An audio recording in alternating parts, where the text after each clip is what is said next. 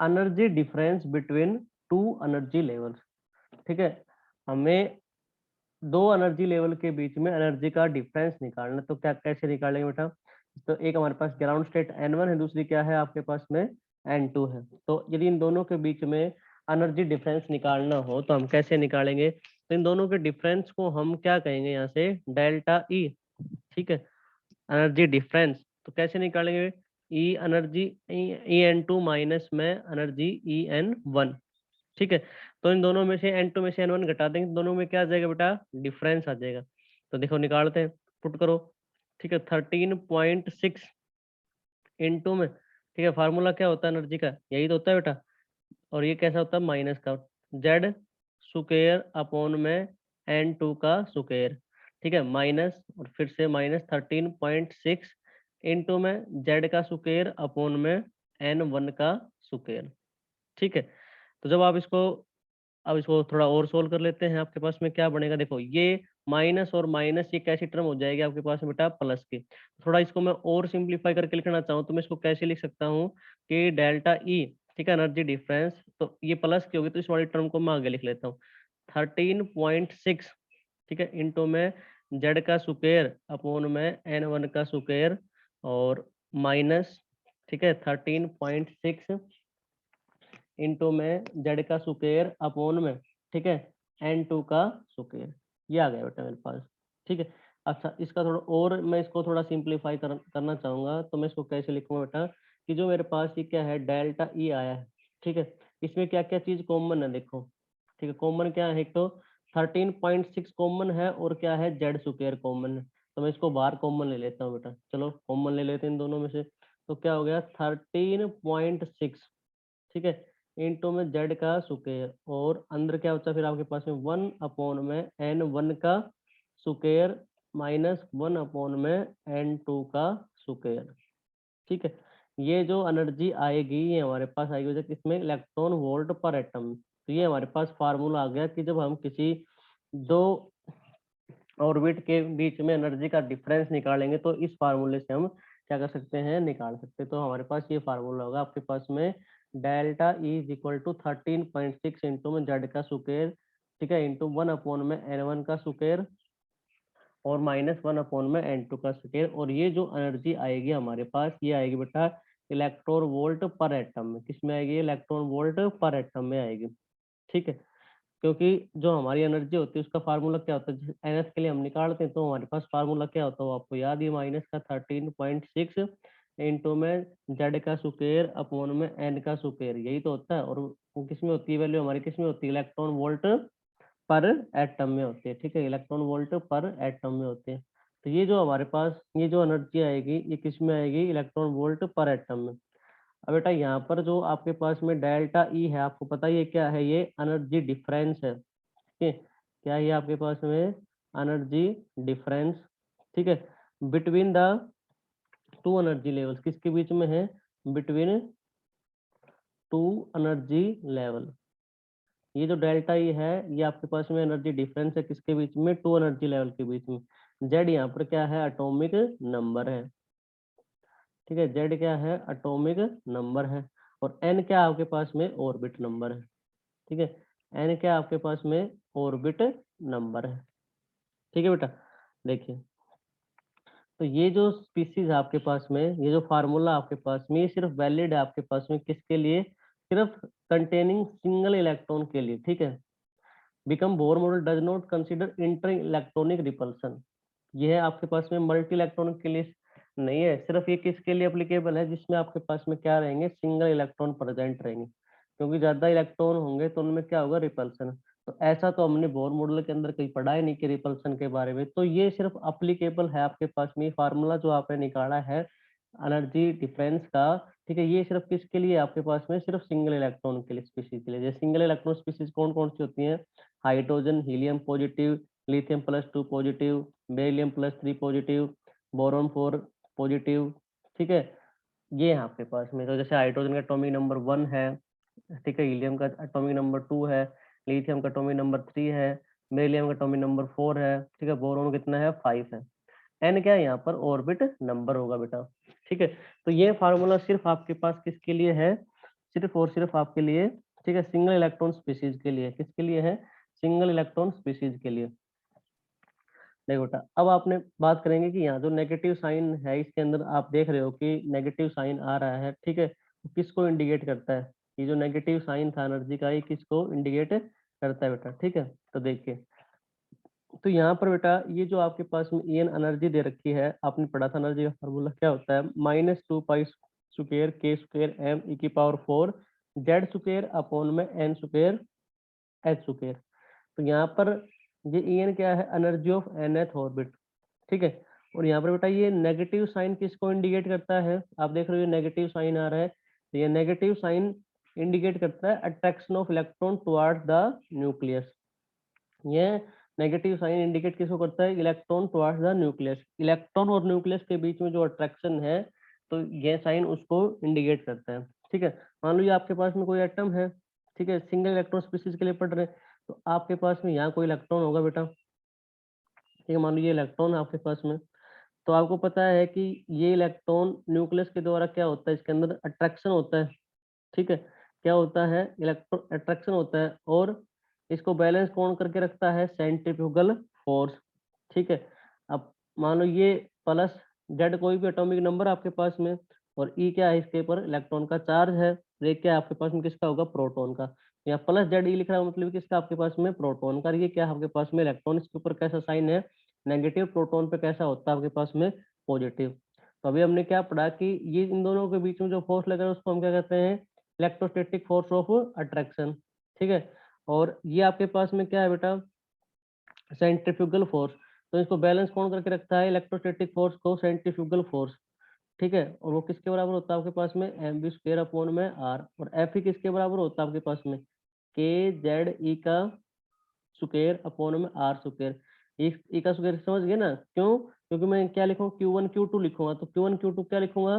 Z ई का square. तो यहाँ मैंने डायरेक्ट लिख दी value, K dot Z E square upon में R square is equal to mv square upon में आर, ठीक है। ये होता है आपके पास में। लेकिन आपने पढ़ा है कि पिछले प्रीवियस में कि आपने क्या पढ़ा था कि बेटा टोटल एनर्जी जो है, ठीक है, वो आपके पास में किसके बराबर होती है? काइनेटिक एनर्जी प्लस में potential energy. Kinetic energy plus में पोटेंशियल एनर्जी। और जो आपने पोटेंशियल एनर्जी पढ़ते हो बेटा, पोटेंशियल एनर्जी किस में आती है? नेगेटिव में आती है। पोटेंशियल एनर्जी किस में आती है? नेगेटिव में आती है। क्यों? क्योंकि आपने देखा था कि कोई मान लो प्लस Q1 है, ठीक है, और ये क्या आपके पास में कोई चार्ज प्लस Q2 है, और ये आपके पास में r डिस्टेंस से क्या है? सेपरेटेड है। मतलब ये न्यूक्लियस की बात है, ये किसकी है? इलेक्ट्रॉन की बात है, ठीक है। तो इसके ऊपर पॉजिटिव चार्ज है, इस Q2 पे कैसा चार्ज है? Negative charge. और ये r डिस्टेंस से सेपरेशन है। तो जब हम यहाँ से पोटेंशियल एनर्जी निकालते हैं, ठीक है, तो हमारे पास वैल्यू क्या आती है? माइनस का के Q1 Q2 अपॉन में r आती है, ठीक है। पोटेंशियल एनर्जी की बात कर रहे हैं, इलेक्ट्रोस्टैटिक फोर्स की बात नहीं कर रहे, किसकी बात कर रहे हैं? पोटेंशियल एनर्जी की बात कर रहे हैं। तो यहाँ पर हमारे पास वैल्यू क्या आती है? -k Q1 Q2 अपॉन में r। तो जो हमारे पास जो नेगेटिव जो पोटेंशियल एनर्जी है वो कैसी आती है? नेगेटिव आती है। इट मीन्स जो आपके पास में काइनेटिक एनर्जी जो होती है, ठीक है, हम काइनेटिक एनर्जी निकालते हैं तो क्या आती है हमारे पास? 1/2 के जेड ई का स्क्वायर अपॉन में आर। क्यों? क्योंकि पोटेंशियल एनर्जी हम किसके बराबर होती है आपके पास में? माइनस का के जेड ई का स्क्वायर, ठीक है, अपॉन में आर। और ये जो नेगेटिव साइन है आपके पास में, ये जो नेगेटिव साइन है आपके पास में, ठीक है, ये किसी को इंडिकेट करता है? ये अट्रैक्शन को इंडिकेट करता है, ठीक है। ये जो नेगेटिव साइन है किसको किसको इंडिकेट करता है? अट्रैक्शन। अट्रैक्शन किसका? इलेक्ट्रॉन टुवर्ड द न्यूक्लियस, ठीक है, इलेक्ट्रॉन टुवर्ड्स द न्यूक्लियस।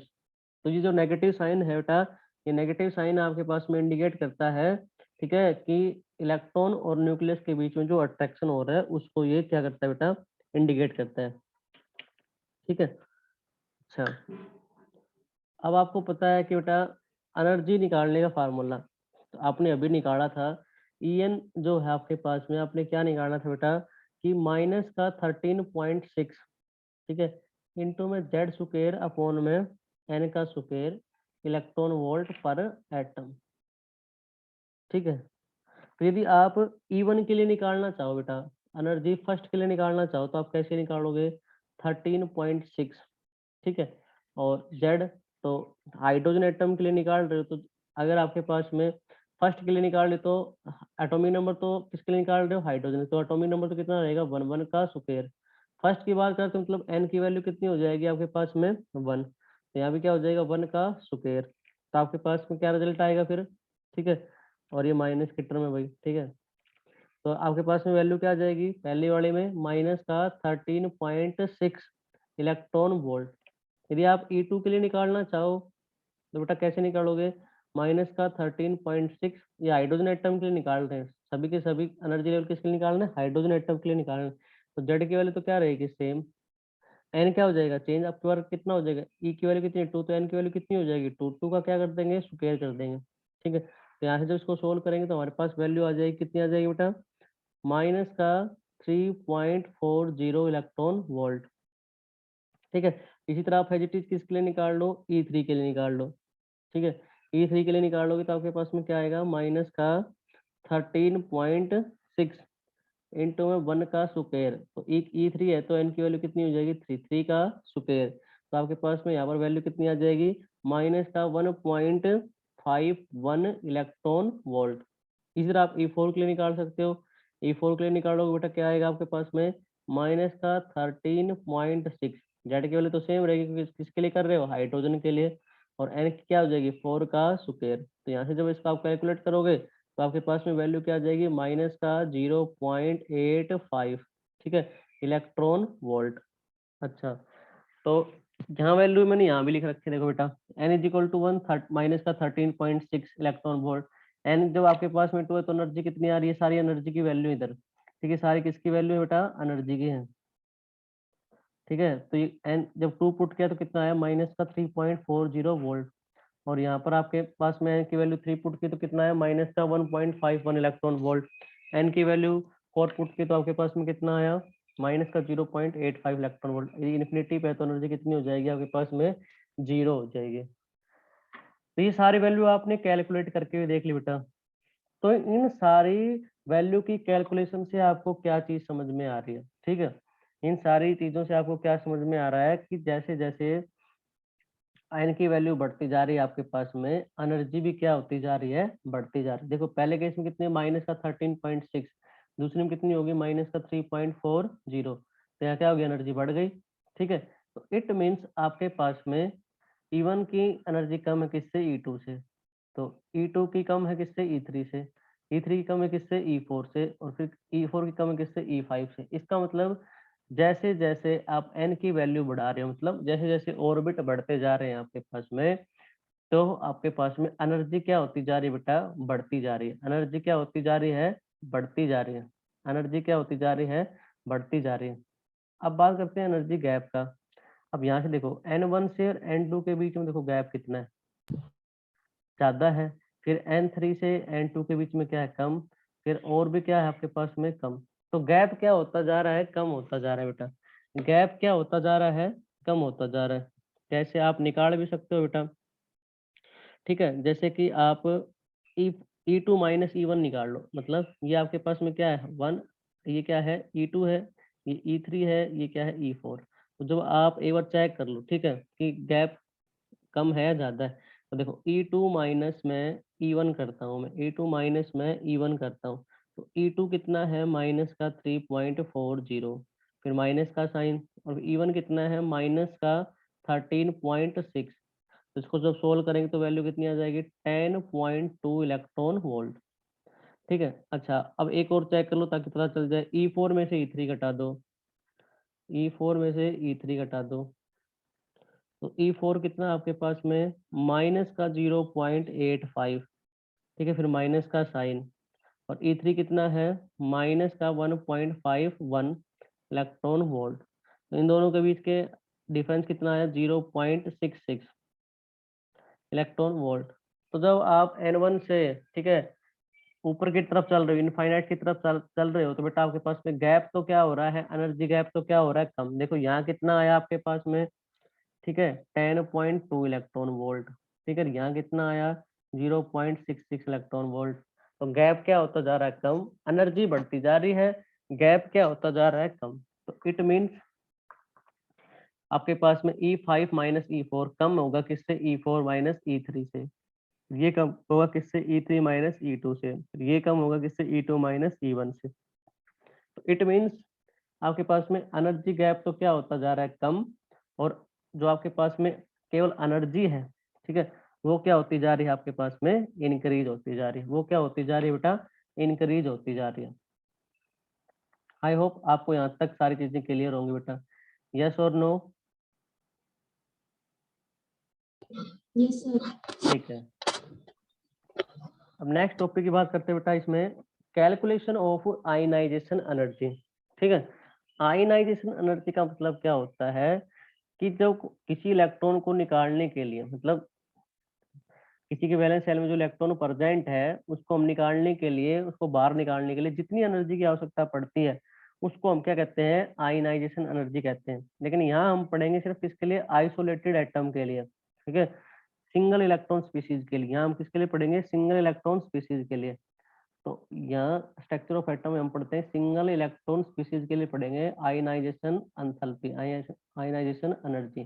तो क्या है बेटा आपके पास में कि ionization energy is the minimum amount of energy required to remove the most loosely bounded electron the valence electron of an isolated gaseous atom. मान लीजिए आपके पास में, ठीक है, सिंगल इलेक्ट्रॉन के लिए तो इसमें आपके पास में इलेक्ट्रॉन कितना होगा, 1 होगा। ठीक है, अब ये एटम है बेटा आपके पास में, और ये इस न्यूक्लियस के द्वारा फोर्स ऑफ अट्रैक्शन से क्या हुआ है, बंधा हुआ है। तो हमें कहता है कि हमें इस फोर्स ऑफ अट्रैक्शन को क्या करना है, कम करना है, और इस इलेक्ट्रॉन को क्या निकालना है, बाहर निकालना है।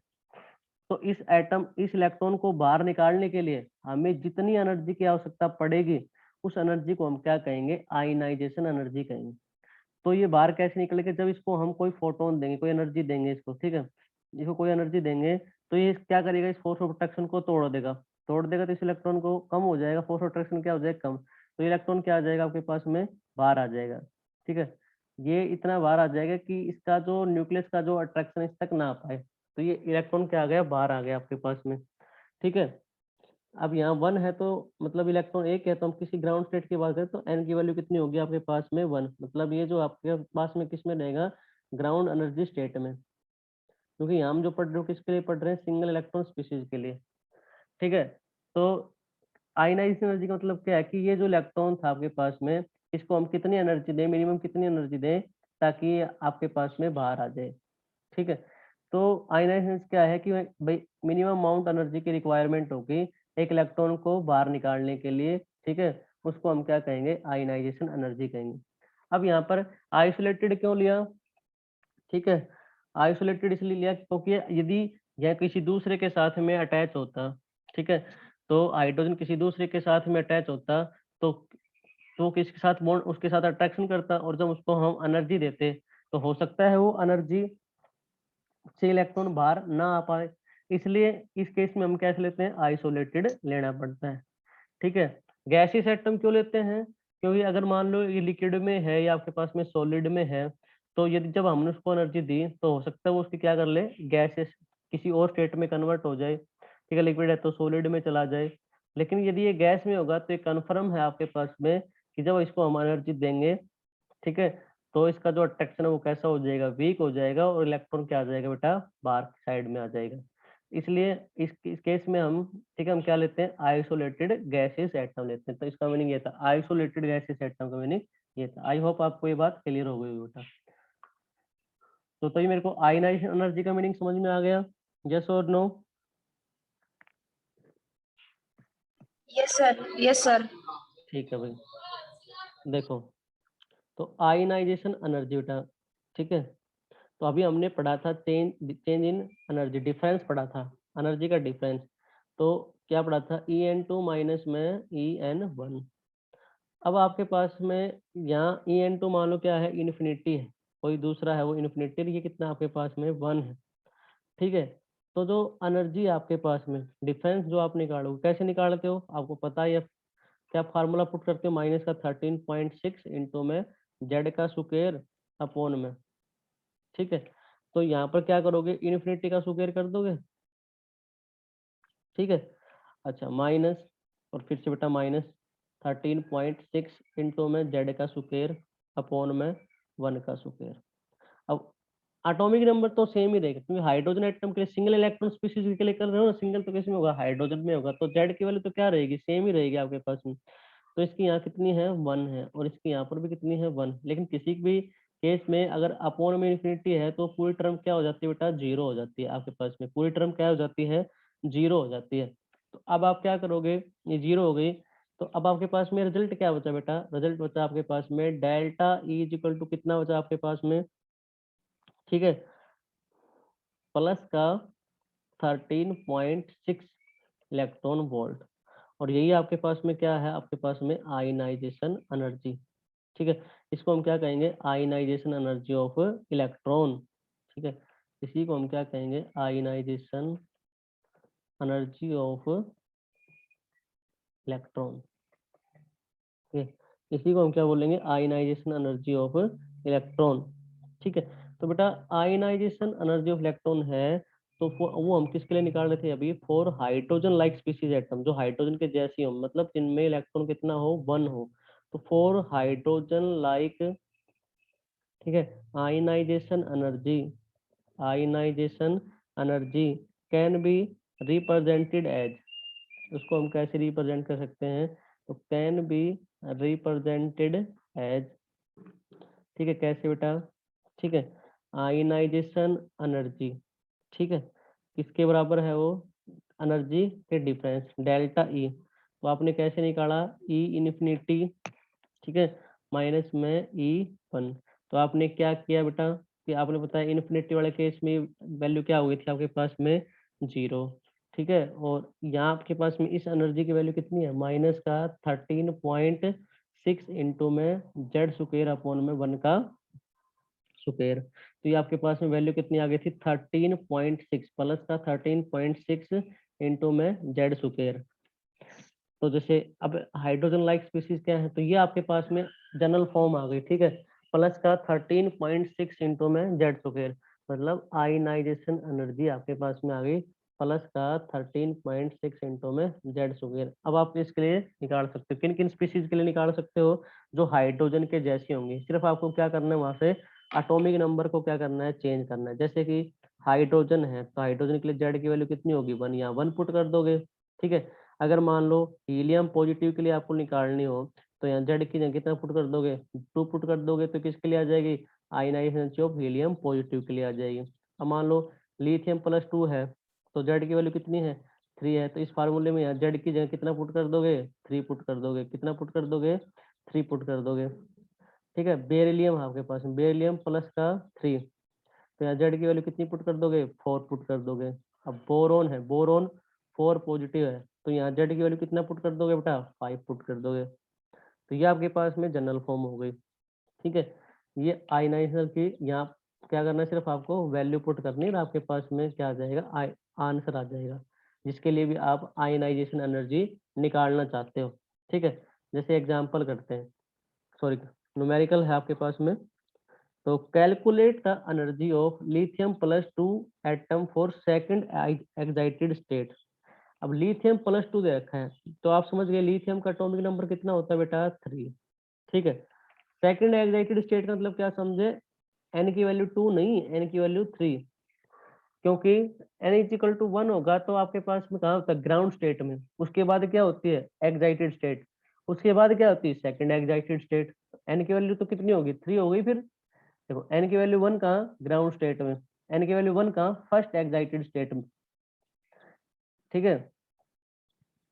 तो आपके पास में एन की वैल्यू 3 कब होगी, जब वो किस में होगा, सेकंड एक्साइटेड स्टेट में। तो ये याद रखना, इसमें आप इसमें गलती मत कर देना। सेकंड एक्साइटेड स्टेट का मतलब है कि आपके पास में एन की वैल्यू कितनी है, 3 है, तो ग्राउंड में होता है 1, फर्स्ट में एन की वैल्यू सेकंड, और ठीक है सेकंड एक्साइटेड स्टेट में एन की वैल्यू 3। अब आपके पास में फार्मूला है बेटा, आपने निकाला है, ई एन इजिकल टू क्या है, ठीक है, एनर्जी का फार्मूला क्या होता है, एनर्जी निकालनी है आपके पास में, तो nth ऑर्बिट के लिए एनर्जी क्या कैसे निकालते हो आप, माइनस का 13.6 इंटू में जेड स्क्वायर अपॉन में एन का स्क्वायर, इलेक्ट्रॉन वोल्ट में है। तो आपके पास में देखो जेड, जेड कितना है बेटा, 3, और एन की वैल्यू कितनी है, 3, जब आप इसमें पुट करोगे, ठीक है, तो ये तो कैंसिल ही हो जाएगा, ठीक है, क्योंकि इसका भी स्क्वायर है अपॉन में 3 का भी स्क्वायर है, तो ये टर्म क्या हो जाएगी आपके पास में, कैंसिल हो जाएगी। ठीक है, कैंसिल हो जाएगी तो बेटा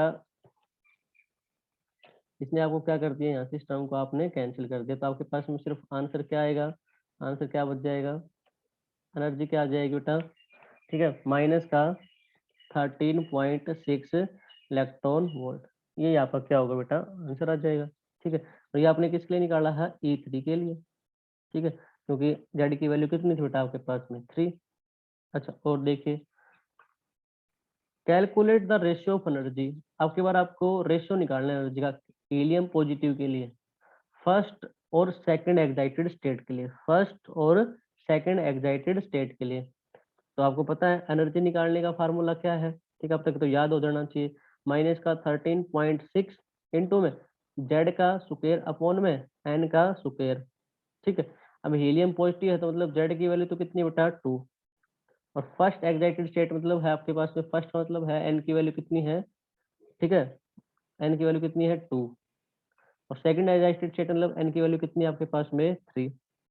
रेशियो निकालना है किसका, ठीक है, 2 और 3 के लिए, एनर्जी 2 के लिए और 3 के लिए, तो एनर्जी 2 अपॉन में एनर्जी क्या आ जाएगी 3, रेशियो निकालोगे, ठीक है, पुट कर दो 13.6 इंटू जेड की वैल्यू दोनों केस में क्या रहेगी सेम, क्योंकि हीलियम है तो जेड का तो क्या हो गया स्क्वायर, यहाँ पर अगर पुट वैल्यू पुट करना चाहो तो पहले पुट कर दो कि जेड की वैल्यू कितनी है 2, तो यहाँ कितना कर दो 2 का स्क्वायर। ठीक है भाई, अच्छा अपॉन में आपके पास में, और ये माइनस साइन भी आएगा यहाँ पे, और एन की वैल्यू कितनी है फर्स्ट में के लिए कितनी है 2, तो यहाँ कितनी आ जाएगी 2 का क्या हो जाएगा स्क्वायर हो जाएगा। ठीक है, 2 का क्या हो जाएगा भाई स्क्वायर हो जाएगा, कर दो भाई। ठीक है, अच्छा अपॉन में अब E3 के लिए क्या आएगा, माइनस का 13.6, अच्छा जेड की वैल्यू तो चेंज होगी नहीं, वो तो सेम एज इट इज रहेगी 2 का स्क्वायर, एन की वैल्यू कितनी 3 का स्क्वायर। अब जो टर्म कटती है उसको काट दो बेटा। ठीक है, देखो 2 स्क्वायर से 2 स्क्वायर कट जाएगा, अब ये 3 स्क्वायर चौथे टर्म है ये कहाँ चली जाएगी आपके पास में ऊपर चली जाएगी, और ये 2 स्क्वायर है वो नीचे आ जाएगा, और 13.6 से 13.6 भी कट गया, आपके पास में कट पिट के जो वैल्यू आएगी वो कितनी आएगी बेटा 9 अपॉन में 4, क्यों 3 ऊपर जाएगा, 3 का स्क्वायर कितना हो जाएगा 9, और 2 स्क्वायर सेकंड टर्म में नीचे आएगी तो 2 का स्क्वायर कितना हो जाएगा 4, तो ये 9 अपॉन 4 क्या आ गया हमारे पास में एनर्जी डिफरेंस आ गया। बट बोलो बेटा ये न्यूमेरिकल क्लियर है, यस और नो,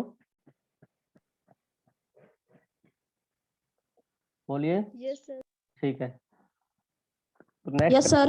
ठीक है नेक्स्ट करते हैं बेटा, if the potential energy of electron is minus का 6.8 electron volt in hydrogen atom, then find out the total energy and the orbit where electron exist and radius of orbit। ये कहता है कि एक इलेक्ट्रॉन की पोटेंशियल एनर्जी दे रखी है आपको माइनस का 6.8 इलेक्ट्रॉन वोल्ट, और आपको और किसके लिए दे रखी है हाइड्रोजन एटम की दे रखी है, तो आपको काइनेटिक एनर्जी निकालनी है, टोटल एनर्जी निकालनी है। ठीक है, kinetic energy, total energy and the orbit where electron exist, और इलेक्ट्रॉन में कौन सी ऑर्बिट में एग्जिस्ट करेगा, ठीक है, और रेडियस ऑर्बिट की क्या होगी, ये सारी चीजें आपको बतानी। तो आपने प्रीवियस लेक्चर में एक चीज पढ़ी थी बेटा कि मोड ऑफ काइनेटिक एनर्जी, ठीक है, बराबर होती है किसके, mode of potential energy upon में 2। ठीक है, और ये किसके बराबर होती है, टोटल एनर्जी के बराबर होती है। काइनेटिक एनर्जी की वैल्यू पॉजिटिव आती है, पोटेंशियल एनर्जी की वैल्यू नेगेटिव आती है, और ठीक है टोटल एनर्जी की वैल्यू कैसी आती है आपके पास में, नेगेटिव आती है। अभी सारी क्या है बराबर, आपको किसकी वैल्यू दे रखी है, पोटेंशियल एनर्जी की वैल्यू दे रखी है, तो आप काइनेटिक एनर्जी बराबर होगी तो काइनेटिक एनर्जी का मोड, ठीक है, पोटेंशियल एनर्जी कितनी रखी है माइनस का 6.8, लेकिन जब मोड में लिखेंगे तो कैसी आएगी, प्लस की आएगी। ठीक है, तो आपके पास में क्या लिखोगे 6.8 अपॉन में 2, यहाँ से कितनी आ गई 3.4, कितनी आ गई 3.4, टोटल एनर्जी निकाल लो, टोटल एनर्जी का मोड करोगे तो भी, अब ये काइनेटिक एनर्जी किसके बराबर है टोटल एनर्जी के, तो टोटल एनर्जी कितनी हो जाएगी आपके पास में 3.4, दो पार्ट तो हो गए भाई, एक तो आपके पास में काइनेटिक एनर्जी पूछी थी, एक टोटल एनर्जी पूछी थी, दो चीज निकाल ली।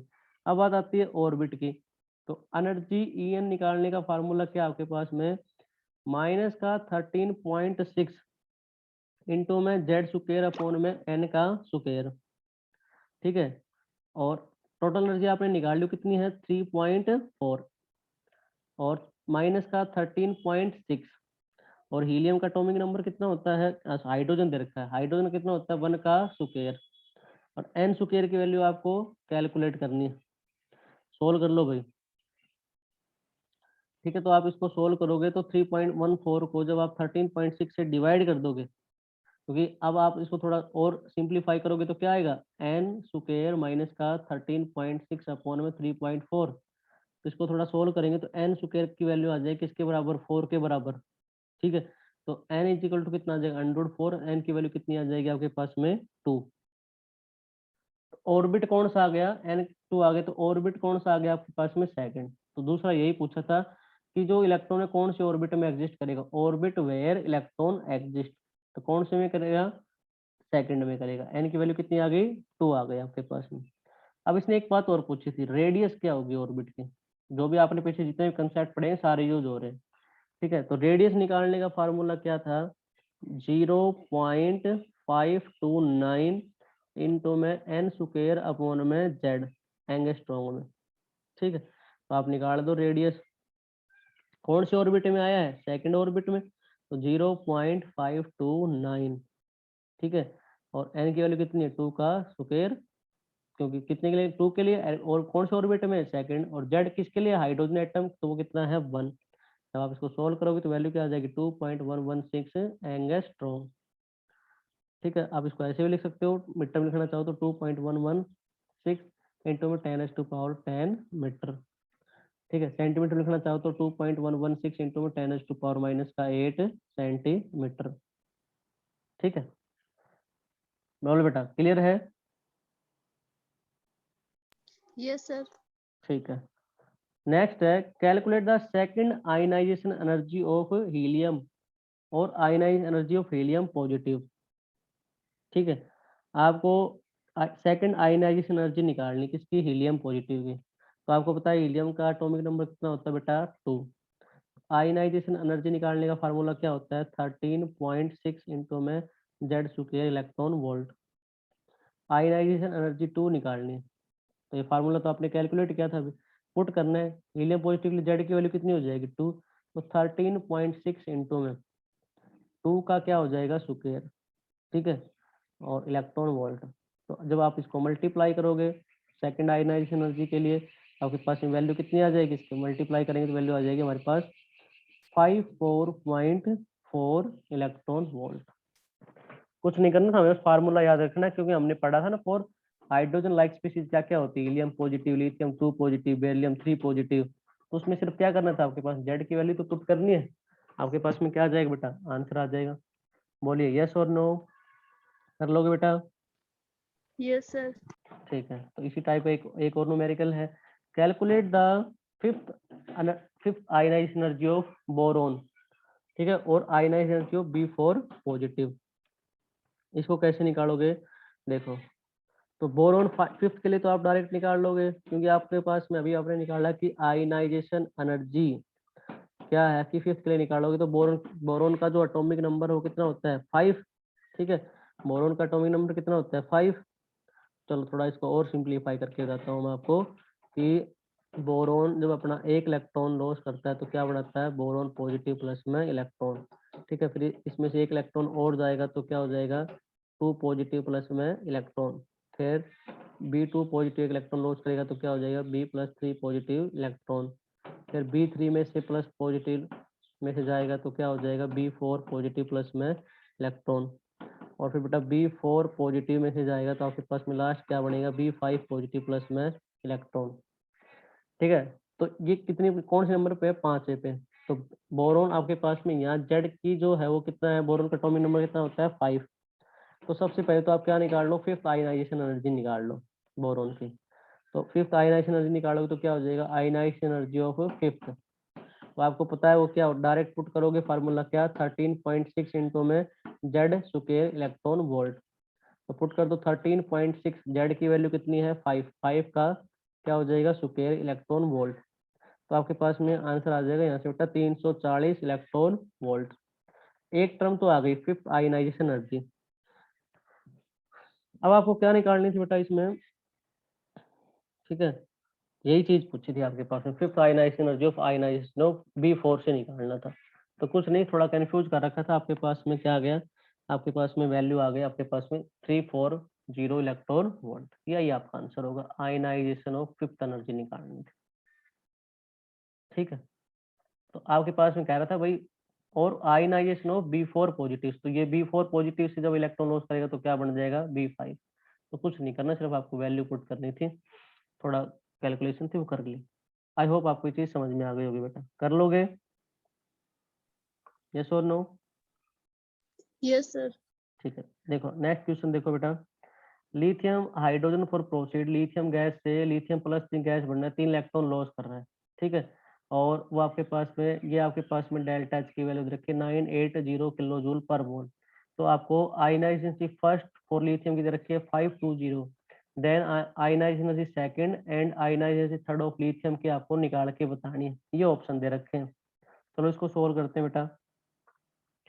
तो लिथियम 2 पॉजिटिव से लिथियम प्लस 3 पॉजिटिव जाएगा, तब आपके पास में क्या होगा, ये आप हमारे पास में क्या आएगी, आयनाइजेशन ऑफ थर्ड। तो एक तो वैल्यू क्वेश्चन में अंदर हमें क्या निकालनी है, आयनाइजेशन एनर्जी ऑफ थर्ड निकालनी है, क्या निकालनी है, आयनाइजेशन एनर्जी ऑफ सेकंड निकालनी।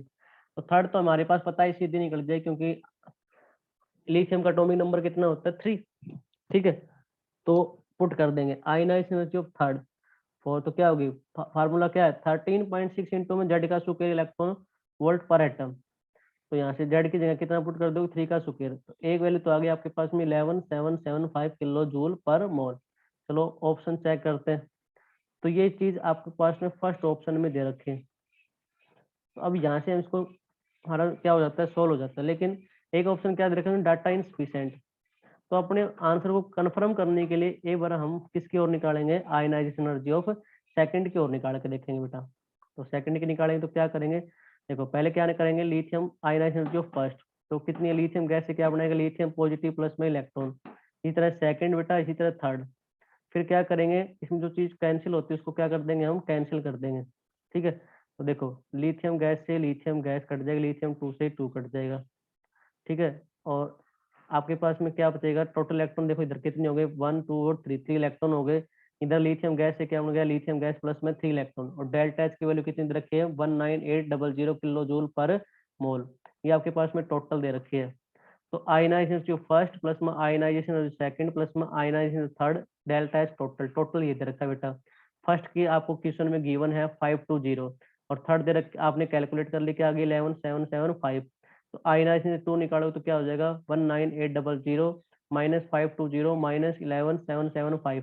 इन दोनों को ऐड करके जो इसमें से सब्ट्रैक्ट करेंगे, तो आयनाइजेशन 2 की वैल्यू हमारे पास कितनी आ जाएगी, 7505 किलो जूल पर मोल। तो हमारे पास आयनाइजेशन एनर्जी सेकंड की वैल्यू आ गई बेटा 7505 kilo joule mole. I hope आपको ये सारी चीज समझ में आ गई होंगी बेटा, यस और नो? Yes sir. ठीक है।